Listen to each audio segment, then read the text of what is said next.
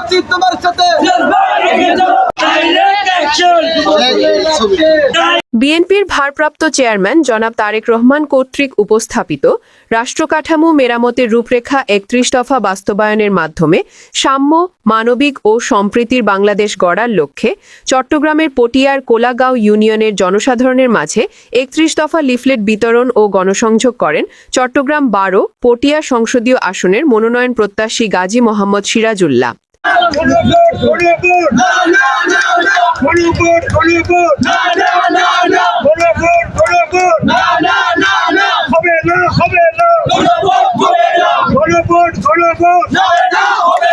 উক্ত অনুষ্ঠানটি সমন্বয় করেন পটিয়া উপজেলার ছাত্রদল নেতা সাইদুল ইসলাম তারেক।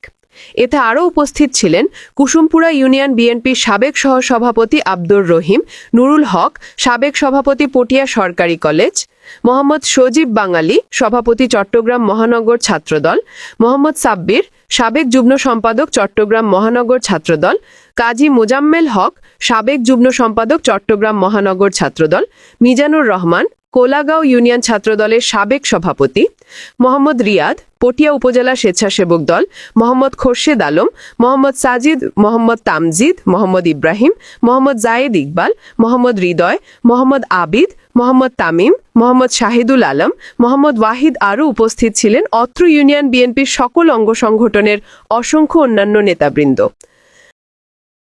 আলিয়া জান্নাত, দৈনিক পটিয়া।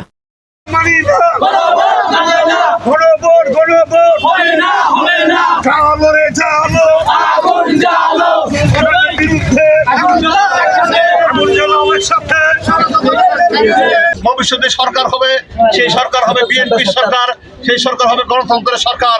দীর্ঘ 17টি বছর আওয়ামী দুঃশাসনের বিরুদ্ধে আমরা রাজপথবদ্ধ আন্দোলন করেছি, একটা নির্যাতনের বিরুদ্ধে, দুঃশাসনের বিরুদ্ধে, সন্ত্রাসের বিরুদ্ধে।